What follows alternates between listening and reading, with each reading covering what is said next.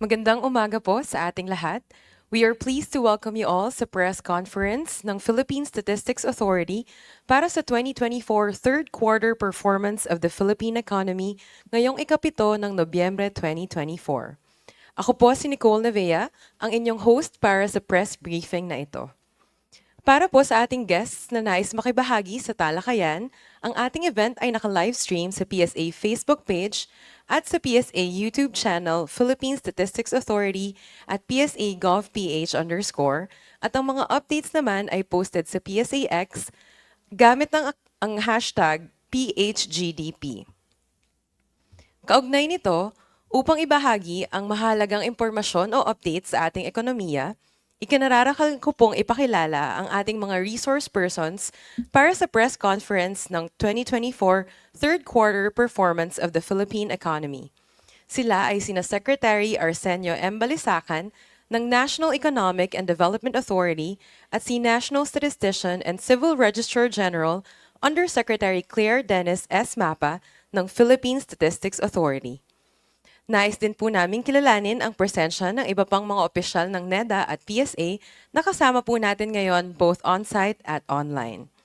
Mula sa NEDA, kasama po natin ngayon sina Undersecretary Rosemary Adelion, Undersecretary Carlos Abad Santos, Undersecretary Melbourne Pana, Assistant Secretary Agnes Tolentino, Director Desiree Joy Narvaez, Director Danilo Lorenzo Atanasio, and Director Frances Fatima Cabana. At mula po sa PSA, kasama natin ngayon ang Deputy National Statistician ng Sectoral Statistics Office, si Dr. Divina Gracia L. Del Prado. Kasama rin po natin sina OIC Assistant National Statistician for Macroeconomic Account Service, Mr. Mark C. Pascasio, Assistant National Statistician for Social Sector Statistics Service, Mr. Adrian A. Cerezo, and Assistant National Statistician for Economic Sector Statistics Service, Ms. Rachel C. Laksa. Ngayon, atin pong pakinggan ang ulat ni PSA Undersecretary Claire Dennis S. Mapa. Magandang umaga sa ating lahat. Ang Philippine Statistics Authority ay mag-uulat ng estado ng ekonomiya ng bansa sa ikatlong quarter ng taong 2024. Ang Gross Domestic Product o GDP ng Pilipinas ay nagdala ng pagtaas na nasa 5.2% sa ikatlong quarter ng taong 2024. Ito ay mula sa naitalang 6.0% na pagtaas sa parehong quarter noong nakalipas na taon. Ang Gross National Income or GNI ay nagdala ng pagtaas na 6.8% sa ikatlong quarter ng taong 2024.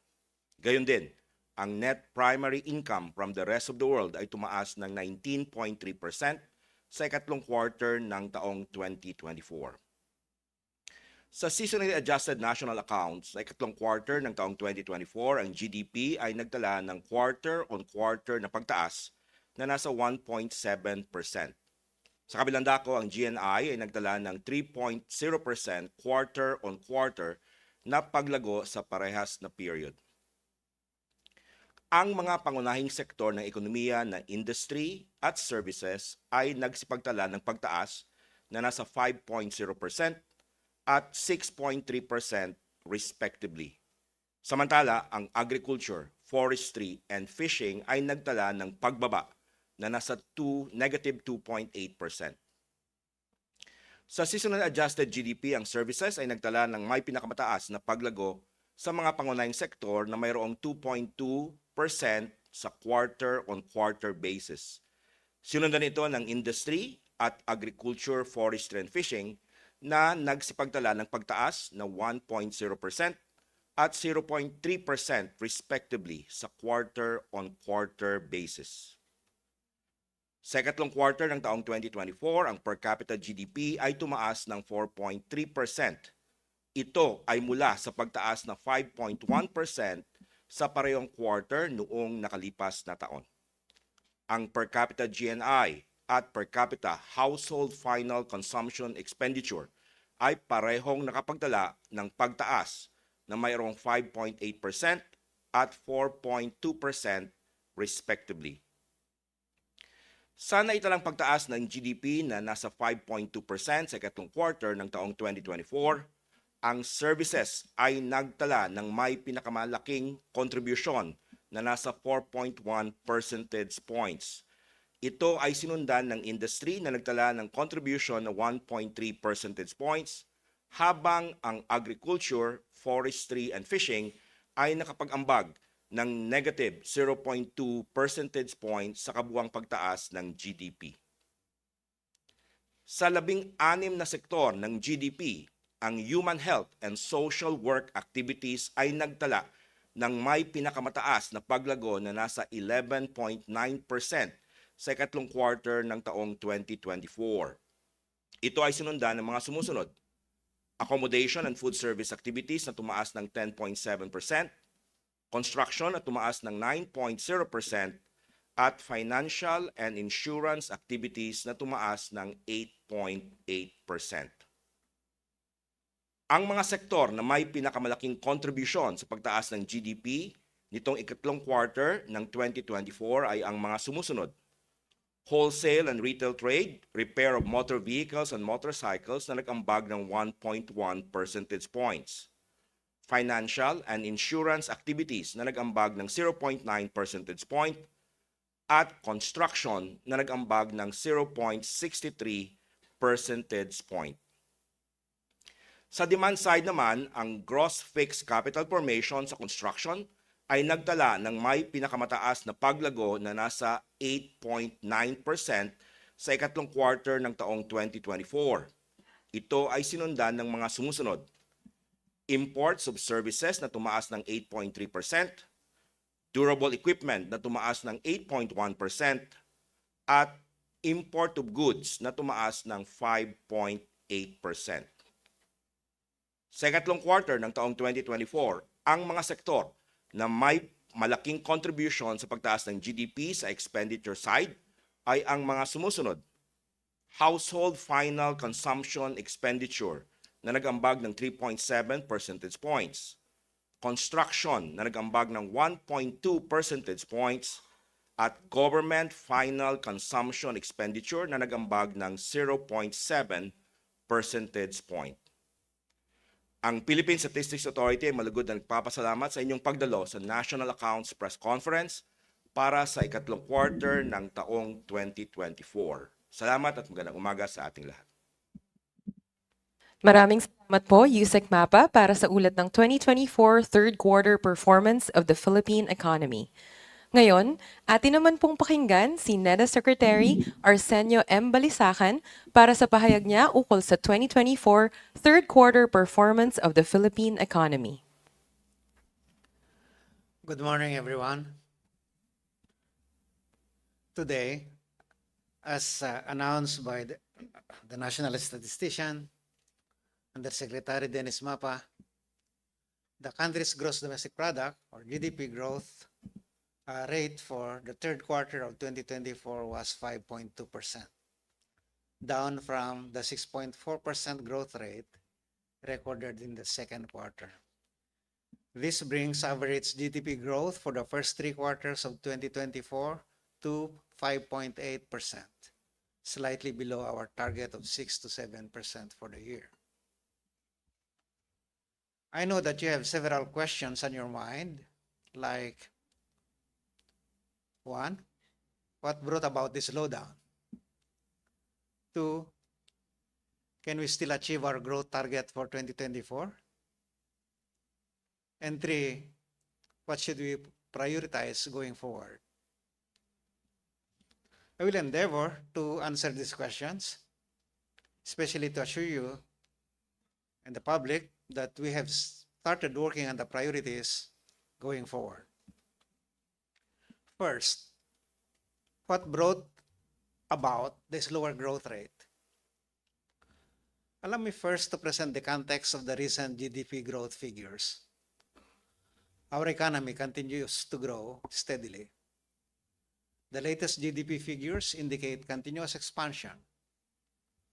Of the countries that have reported that their third quarter GDP growth rates, we remain one of the fastest growing Asian economies.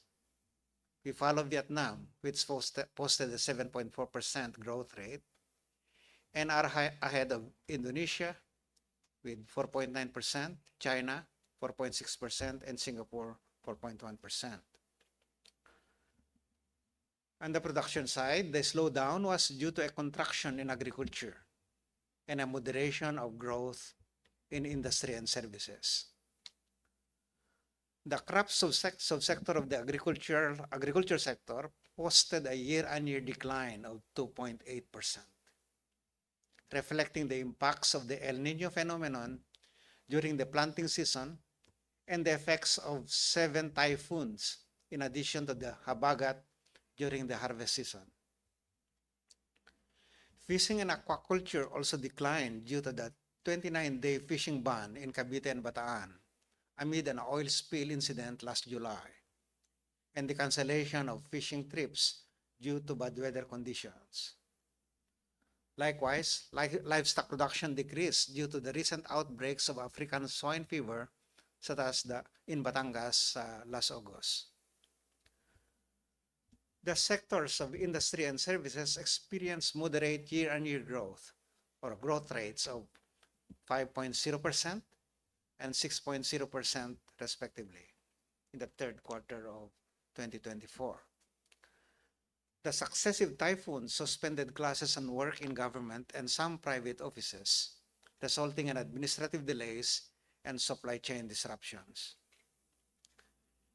Meanwhile, domestic demand growth remained robust at 6.6% in the third quarter of 2024, though a bit slower than the 7.4% in the second quarter. Household spending accelerated to 5.1% in Q3 2024, which was encouraged by slower consumer price inflation. However, the slowdown in tourism and leisure-related spending offset this, as weather disturbances limited domestic mobility. We note that 138 flight cancellations occurred during the third quarter, as reported by NDRRMC. Total investment sustains its double-digit expansion of 13.1% in Q3 2024. The turnaround in investment in durable equipment mainly drove capital formation growth. Private construction also sustained double-digit growth, 11.9% from 10.3%, while public construction slowed down, 3.7% from 21.7%, due to administrative delays and disruptions associated with adverse weather conditions. On the other hand, exports of goods and services recorded a year-on-year decline of 1.0%, while imports increased. This implied a deep contraction in net exports by 32.6%. Exports of goods were pulled down by the sharper decline in electronics products, particularly semiconductors, minus 17.9%. The industry is undergoing inventory corrections and has yet to meet the demands for new products in the global market. Meanwhile, the slowdown in the export of services was mainly due to the decline in air travel, as discussed. And so, can we still achieve our growth target for 2024? The economy needs to grow by at least 6.5% to meet the government's target for the last quarter 2024.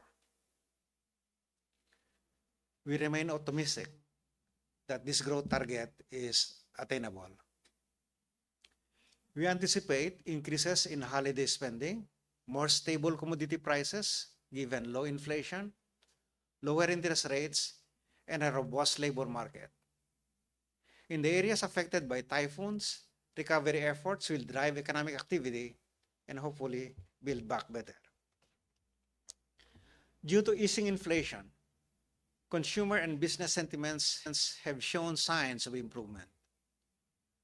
To boost liquidity, the Bangko Sentral ng Pilipinas cut policy rates by a cumulative 50 basis points in August and October 2024, alongside a reduction in reserve requirements. We expect these interventions to spur growth in private spending, particularly on big-ticket consumer items and investments in capital-intensive infrastructure. To support our food security objectives, such as affordability of basic commodities, the Department of Agriculture will accelerate the rollout of ASF vaccination program, implement stricter biosecurity measures, and increase indemnification for affected hog farmers.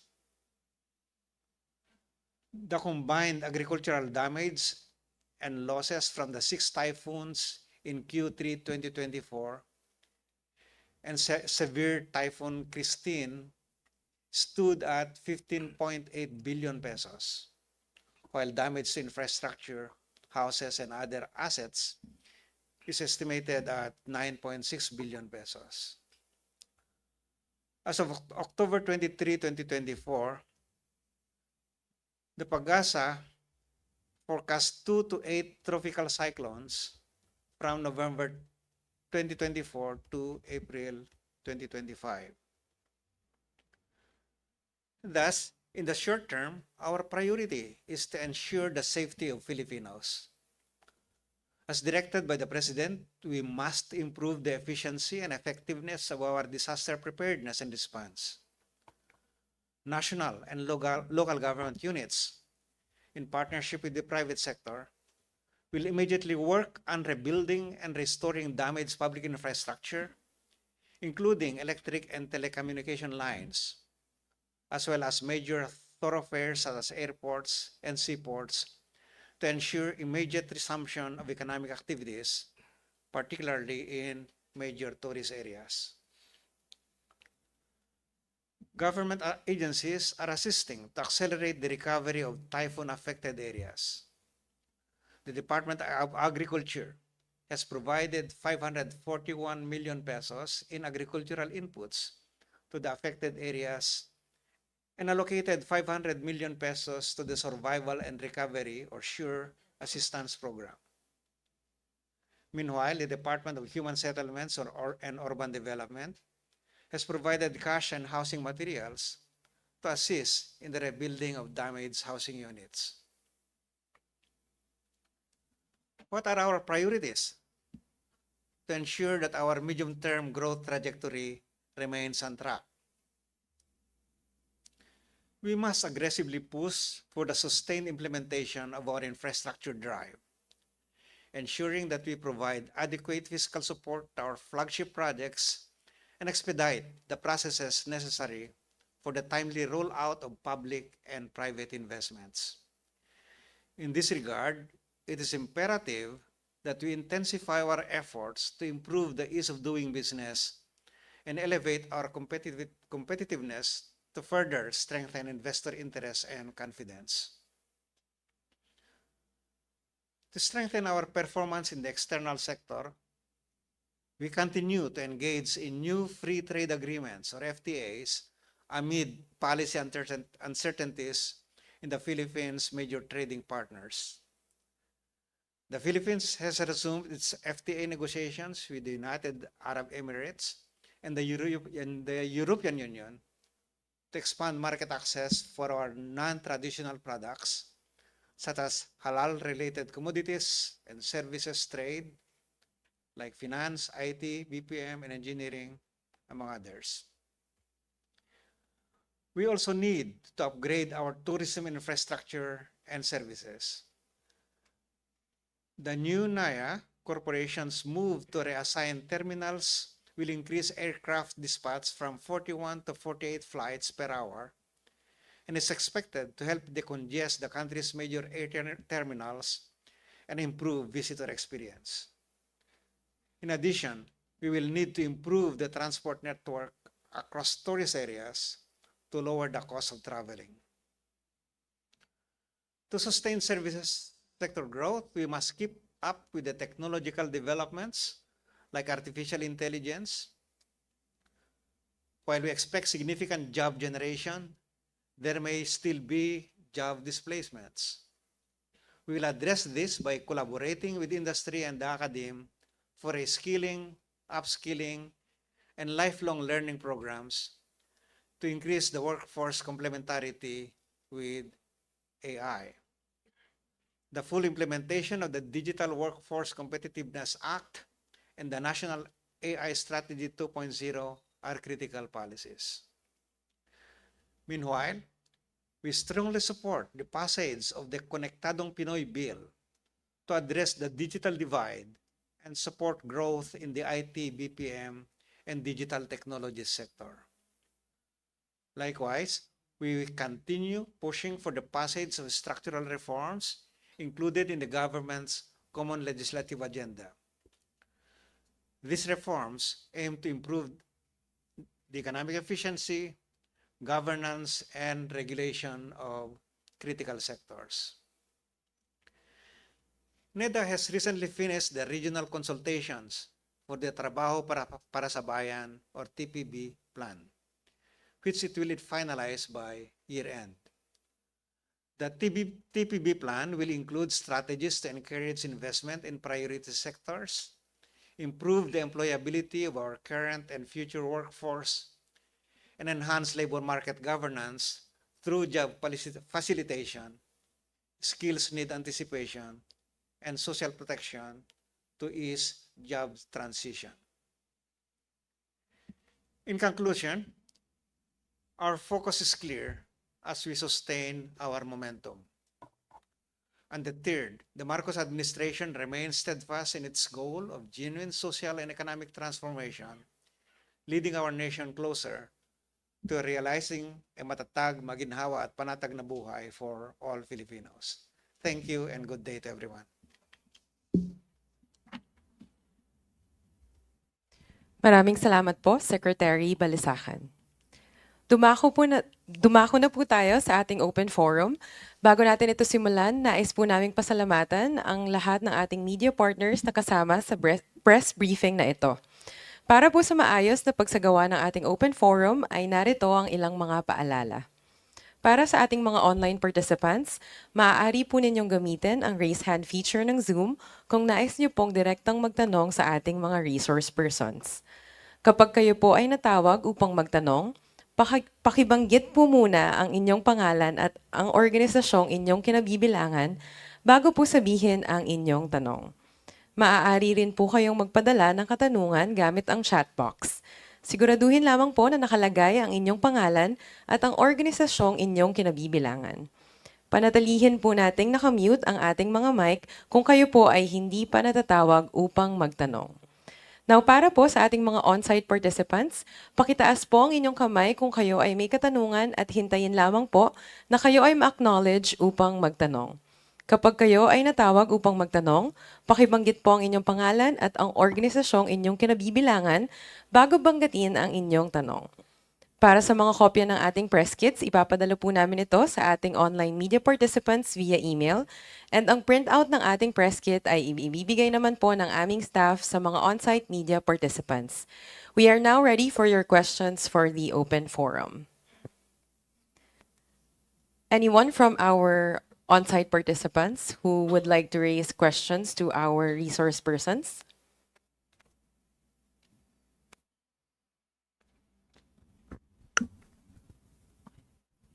Hello po, good morning. Dear ko, Rosal from Manila Bulletin po. Kay Sir, good morning po, Yusek Mapa. In September po kay Sec RC po.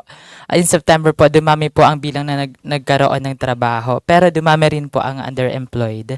Paano niyo po nakikita ang kakayahan ng bawat isa na mag-ipon, mag-invest at gumastos ngayong last quarter? First, the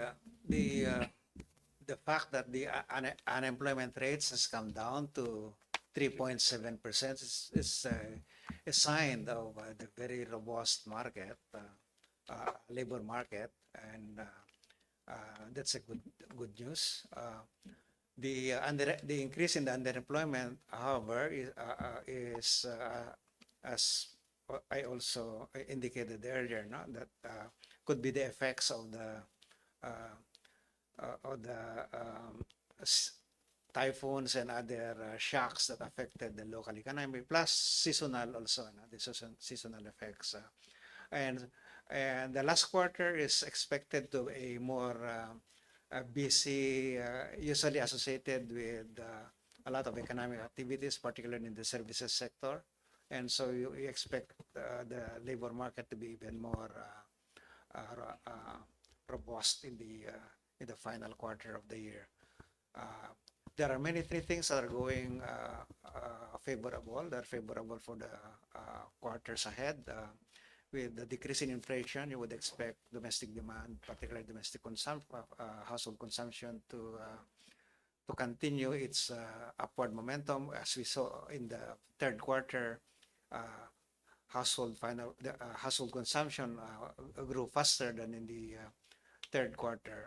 second quarter, and that is expected to continue in the fourth quarter, resulting partly from the lower inflation and also picking up some of the initial effects of the reduction in interest rates and this continuing robust labor market conditions. So I think that we should see improvements and not worsening of the situation moving forward. Sir, this is regarding the US presidential election.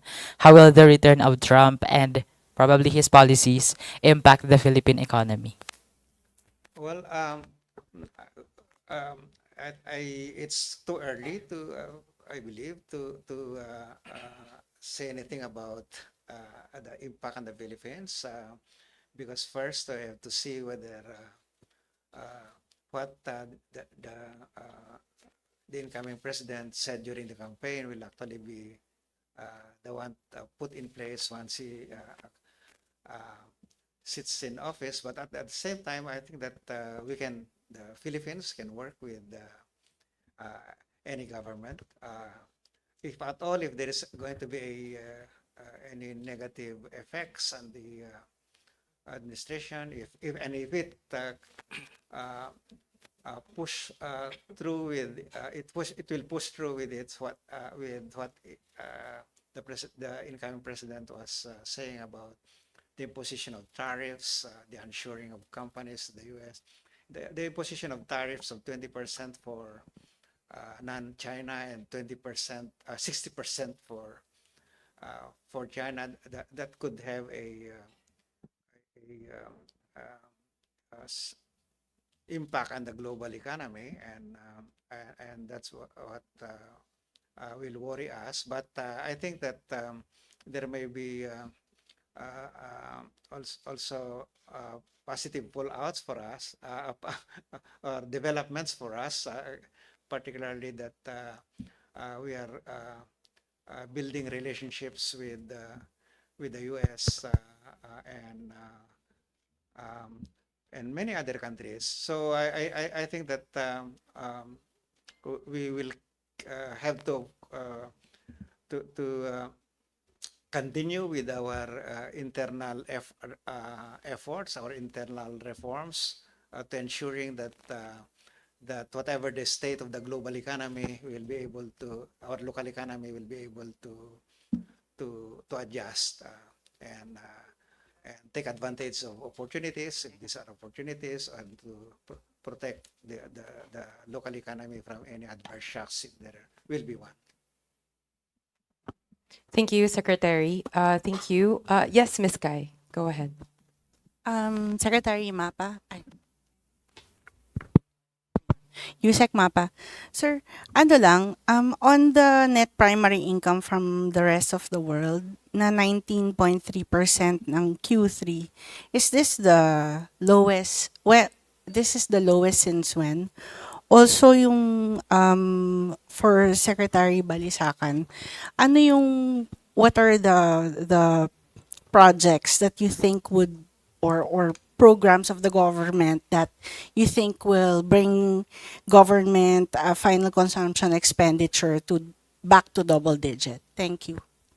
Well, answer the question on the numbers first. Yung ating net primary income from the rest of the world growth rate this third quarter is 19.3%, and we've been experiencing increases there. Yung last quarter lower than this was quarter 4 of 2021. with a recorded increase of 13.8%. Thank you. There are two components of the government spending. No? One is the government final consumption expenditure. Ito yung mga MOOE ng government, including the maintenance and operating expenditures. I think the all the seasonal the climate related disturbances that happened in the last quarter could have slowed down this spending, and that's even more so for those that are related to infrastructure, no? And and and insofar as also as the second component, that is the construction, government construction, I think that is the one that is although the growth is still very high, remains double digit. It could have been higher if not for the these disruptions, climate-related disruptions. So we expect the last quarter to absorb those underspending, particularly in the third quarter, no? To happen in to be addressed in the fourth quarter. Thank you, Secretary. Follow-up question from Ms. Kai. Sir, itong 5.2 natin for third quarter, ano yung prospects that we will do better at least for next year na? Kasi medyo very short na yung Q4, pero at least in the first quarter, kaya pa bang mabawi? I think so. Yeah, as I said, there are many things moving favorable that are we see in the months ahead, quarters ahead. The decrease in inflation from close to 9% at the beginning of the year to 2.3. to the current rate of 2.3. That's a major development, improvement, and that will certainly improve the purchasing power of our of the Filipino public, no? So that will, I believe, create positive impact on household consumption, as well as the other components of domestic demand, including investment. Secondly, the interest rates, as I said, have been falling, and we expect the BSP to continue with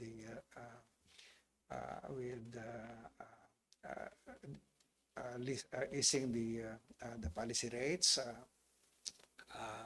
and so that will add positive pressure on investments, particularly private construction, because I think they believe that as we have seen in past data, the private construction has slowed down, and that's could be due to that development in the interest rates in the past quarters. So these developments, and I said the labor market remains robust, and with the government pushing aggressively for the implementation of its flagship programs, particularly for its infrastructure drive, we remain unrelentless in pushing for 5 to 6% of our GDP in infrastructure, and to open up many areas in our infrastructure sector to the private sector through arrangements like the PPP. So we will see much development there, and we hope that our tourism sector will also pick up as we improve our connectivity, particularly in the management and operations of our airports. Thank you, Secretary. We have a question from Sir Michael of Reuters. Hi, good morning, Sec RC. Sir, I understand that it's too early to make comments on the Trump presidency, no, but um, if you look at the sort of protectionist pronouncements during the campaign, we're wondering if at this stage the government must revisit or craft policies that will diversify our export market, considering that our top export destination is the United States, and it accounts for around, I think, 17-18% of our exports. So yeah. No, that has been a policy even without, even before the, the this development in the U.S. No? Because we want to reduce, yeah, as you rightly pointed out, we want to reduce the vulnerability of our local economy to any external shocks, especially from our major trading partners. So we have been pushing, we have been more aggressive in opening up other channels, like our free trade agreements with other countries. No, as I said, we are concluding. We have just concluded the one with Korea, and we are in the final stages with UAE, and we have this EU FTA going on, and we want to see many more of these FTAs, bilateral and multilateral agreements, so that we can open up many more opportunities for our, and in the process diversifying our exports, but also the sources of our imports. Sir, just a quick follow-up. So I understand there are efforts to expand our markets through trading, FTAs, no? But I wonder what are the stumbling blocks in your view in terms of actually prodding industry to look for other investment, looking for other markets. And now that we have a incoming U.S. president that's more inward looking, is there more urgency now in terms of looking at other potential export markets and destinations for the Yeah, Philippines? indeed. Last week, we just the economic team just came from London to show to the potential investors there the prospects of the Philippine economy, and we were quite surprised of the outcome, the tremendous interest of British investors not to explore their opportunities in the Philippines. So we'll be following those up for to deepen the discussion, and hopefully those will materialize. There are many discussions and many and at a high level discussion, not just between government and our counterparts in those countries, but also between our our companies and the companies already talking to each other. So there is that. I can assure you that we are very mindful of that trust to diversify our economy, and as I said, that is needed to soften any adverse effect of a shock, like a sudden increase in protectionism in one trading partners. Hopefully the U.S. will not, even will not go that far, because it's not even in their interest, long-term interest, to be accurate, no? To isolate the economy, because eventually it will backfire in terms of inefficiencies, long-term inefficiencies, and then all other kinds of issues that they will face, including, of course, prices will be higher in the U.S., and that could put pressure on their inflation and their purchasing power of their population. And so I think reality will strike back, that that they will realize that, of course, and of course they know that those are not free lunches. Sir, thank you.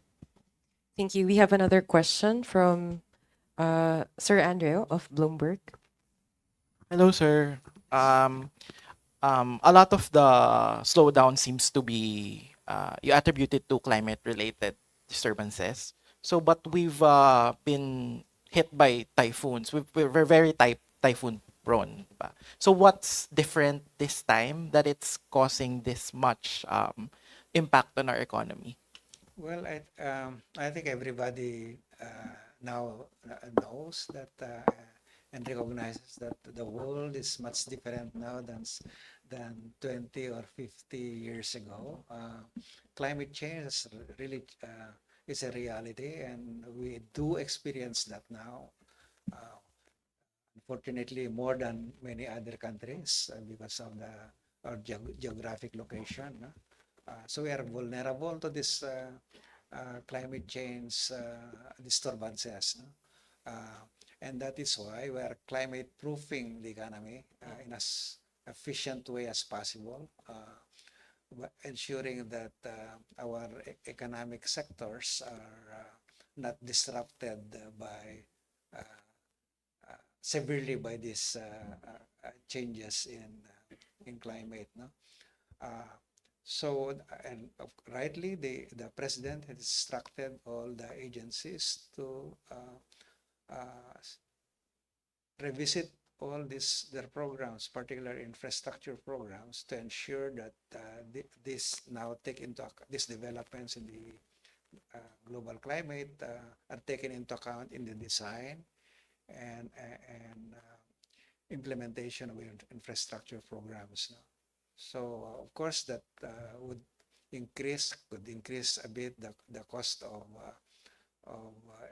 infrastructure development, but the benefits are likely to be high because those could protect jobs and could protect lives. Sir, on another topic, you mentioned that there's an ongoing inventory correction in the semiconductor industry. Can you kindly explain that and why it caused a slowdown in our exports? Well, as you may know, our semiconductors was started much earlier than even our many of our neighbors, no, and so we're among the early movers in the semiconductor in our region, and of course the state of technology then uh, was very different from the kind of technologies now that are needed and demanded by the market, no? But of course, those plants that were constructed a few years ago are still producing, are designed for the technologies then. So, so the technology is evolving rapidly, and so in a sense, we have plants that are we may call legacy plants that producing equipment like that are materials that are needed by the old technologies, but are not now appropriate for the new technologies that are emerging. So we would need to speed up the process of technological adoption and adaptation by our local industries, and we are doing that in the form of the kind of trade policy that we are putting in place. We are reducing the barriers to importation of capital goods. We are providing incentives for technological upgrades and even capital importation of capital equipment. So so that we can our semiconductor industry can supply the goods and services that the market currently demands. That sector is evolving very, very rapidly because also of this push for green technologies. So green, resilient, those two combination is make the old plants in a way obsolete. No? So, and they would need to be upgraded, replaced, and to uh, meet the challenges of the times. Thank you. Yeah, we have another question from Amditas of Bloomberg as well. Secretary, the peso is again weakening against the dollar. If that continues and forces the central bank to pause its monetary easing, is the government prepared to spend more than it has originally programmed? What's your fallback? Thank you. No, we are not disturbed by now by the level of the exchange rate. What we want to avoid are sharp fluctuations, no, in the exchange rate. But small up and downs and should not worry us. But it's the sharp swings in the exchange rate that is not good for the economy, because it makes particularly business decisions, much more difficult to do. So exchange rate like this has goods, has also bads, but has good because our local industries will benefit from that, in the sense that that will drive the local price of those goods, whether these are export industries or import substituting industries. No? Pareho yan, tataas yung presyo niyan. No? It's good for our OCWs, right? They have higher peso earnings for their remittances. Of course, for us, because there is that component of our debt denominated in foreign currency, in US dollars, but that's only about 70% of our total debt, no? Well, 70% of, 30%, 30% of our total debt, no? But of course, 30% of a few trillions not it's not something to also to discount. No? Overall, I think at the current rate, it should be favorable to the economy, but we need to manage the short term. Ang issue lang naman dito kasi is yung cash flow, short term issues, because kung yung exchange rate, those who have debt in foreign currency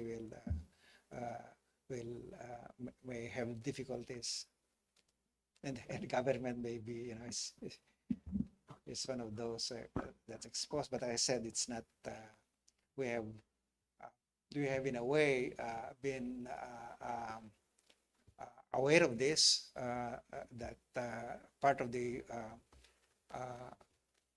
fiscal and monetary policy of our government has been to get the economy less susceptible to exchange rate fluctuations, particularly to external shocks like oil price swings or like monetary tightening or easing in other markets, particularly our major trading partners like the US. So, Secretary, so yung sa spending side, yun na yun kung ano man yung na-program na, hindi na kayo lalampas doon. Yeah, I meron naman usually contingency na naka-allot doon to take care of unanticipated changes, no? or events. For so long as I said, those shocks are not very disruptive, we should be able to manage them. Sir, last na lang, will you be meeting anytime soon to review the economic targets? Yeah, every time that we have a new development, like the performance of the economy in the quarter, the DBCC meets, and we will definitely meet before the end of the year. Is there a possibility that the targets, probably not this year, but for next year or in the coming years, will change? We'll do first our homework. We'll do what this mean, this lower growth in the third quarter will mean for the rest of of the economy and particularly our growth target. We'll have to assess where we stand, especially that a lower growth could has an implication for our revenues, fiscal government revenues, for example, and so we would have to assess what that means and whether there's a need to recalibrate our growth targets. But I don't see it at this point. Thank you. Thank you very much. Sir. Thank you. At this point, we will only accommodate 2 more questions. So, second to the last question from Miss Aubrey Masante of Business World. Hello again, I'm Aubrey po from Business World. So just to revisit po the household final consumption. First, what dampens po the spending? Number 2, lowest since when po? Yung 5.1%. Actually, as I said earlier, the domestic consumption has increased. The growth is faster than in the second Yes. quarter. And as I said also earlier, that could have been part of the effects of the lowering, the decline in the inflation, particularly that since domestic or household consumption is sensitive to inflation. Yes po. Just to follow up po, you mentioned earlier that it was offset by the tourism po, by the slow growth of tourism. You even cited the 138 flight canceled. So how big of an impact po itong tourism slowdown? I did not get it. How big is the impact Yes po. Accommodation, food service activities. sorry, I could not clear see. Okay po, ulitin ko po. Just to follow up on how the tourism slowdown offset po, this could the offset of the tourism slowdown, yung nabanggit nyo po na flight cancels, how big of the impact lang po? Itong tourism, Yes po. slow down sa tourism. Yes, I think that the third quarter, as I said, was a period of so many disruptions, related to climate, to these typhoons, and also and those disrupted the operations about the connectivity of our country to the rest of the world. Just to add the numbers, during the third quarter, for example, travel, part of our exports of services, slowed down by, in fact, it went down by negative 15.6%. So substantial talaga. And yung contribution nyo doon sa growth ng export of services is negative 3.5%. Also transport, which is part of tourism, year on year for the third quarter, negative 2.4%.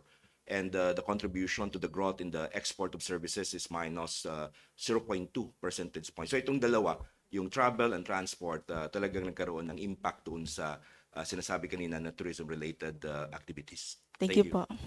Thank you. All right, one last question from our on-site participant. Yes, Sir Mike.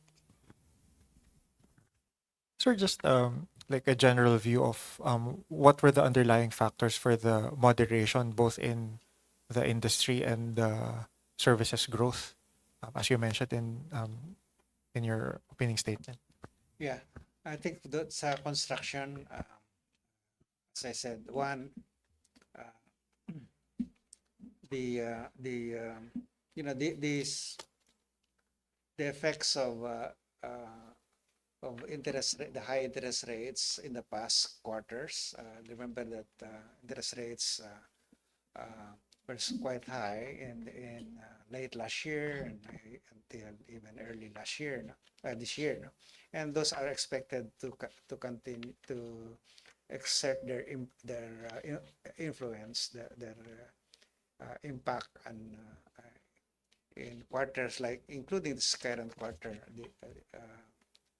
We are talking about the third quarter. So that's one. But I think it has more to do with the disruptions that I said in the operations of or deployment of the programs and projects, particularly sa construction, because of weather-related concerns.